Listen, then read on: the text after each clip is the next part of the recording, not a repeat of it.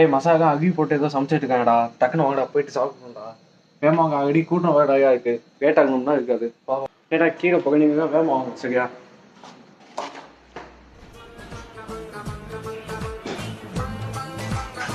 வீட்டுல கூட உப்புமா சாப்பிடுறேன். சரி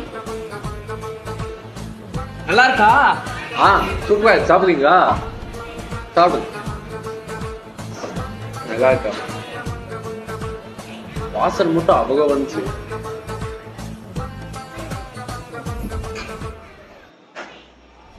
நம்ம போட்டதே சாப்பிட்டு அதுக்குமே காசு போராடே மனசா புண்படுத்தா உப்புமா சாப்பிடுவோம். கீழே என்ன ப்ரோ சாப்பாடு? உப்புமா தான் பிரியாணி ஸ்மெல் பண்ணி பாருங்க. வாடகை நல்லா இருக்குங்க. வேகமா போங்க, சாப்பாடு தீர்த்து